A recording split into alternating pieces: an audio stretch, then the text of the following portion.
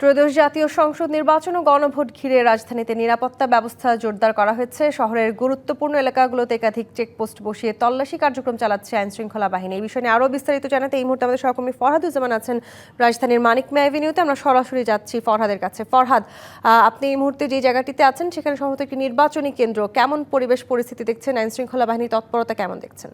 ধন্যবাদ তন্ডি। আপনি জানেন যে রাত পোহালেই নির্বাচনের সার্বিক আইন শৃঙ্খলা পরিস্থিতি নিশ্চিত করতে ইতিমধ্যেই কিন্তু বিভিন্ন আইন শৃঙ্খলা বাহিনী, র্যাব, পুলিশ, বিজিবি সহ অন্যান্য যারা রয়েছে তারা কিন্তু নিরাপত্তা নিশ্চিতে কাজ করছে। তারা বিভিন্ন ভোট কেন্দ্রে যাচ্ছেন। এই মুহূর্তে আমরা রয়েছে মানিক মিয়া এভিনিউ। এখানে রাজধানী উচ্চ বিদ্যালয়, এই উচ্চ বিদ্যালয়ে কিন্তু একটি ভোট কেন্দ্র। এখানে র্যাবের একটি টহল কার্যক্রম চলছে। পাশাপাশি র্যাবের ডিজি তিনি এখানে আসবেন, তিনি সার্বিক নিরাপত্তা ব্যবস্থা পর্যবেক্ষণ করবেন। পাশাপাশি আমরা রাজধানীর বিভিন্ন জায়গায়, বিভিন্ন ভোট কেন্দ্রে, বিভিন্ন সড়কে কিন্তু গিয়েছি। সেখানেও আমরা দেখেছি আইনশৃঙ্খলা বাহিনীর পেট্রোলিং টিম কাজ করছে, বিজিবি, অন্যান্য বাহিনী যারা রয়েছে, সেনাবাহিনী, পুলিশ, বিজিবি, তারাও কিন্তু কাজ করছেন। এবং সন্দেহজনকভাবে যদি কাউকে হয় তাহলে কিন্তু তাদেরকেও চেক করা হচ্ছে। পাশাপাশি বিভিন্ন যে সড়কে যে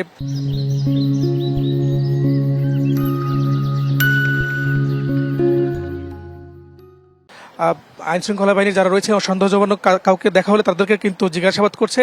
এর পাশাপাশি বিভিন্ন শহরের যে অলি প্রবেশপথ রয়েছে সেখানেও কিন্তু চেকপোস্ট বসিয়ে তারা দেখছেন যে দূরপাল্লা থেকে যে সমস্ত যানবাহনগুলো আসছে সেই যানবাহনগুলো তল্লাশি করা হচ্ছে।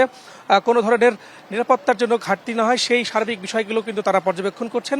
এবং একটু অবাধ, সুষ্ঠু, নিরপেক্ষ নির্বাচনের জন্য যা কিছু করা দরকার তারা বলছেন যে তারা নিশ্চিত করেছেন। তো এখন পর্যন্ত আমার কাছে রাজধানীতে নিরাপত্তার বিষয়ে এই ছিল সর্বশেষ তথ্য। ধন্যবাদ ফরহাদ আপনাকে।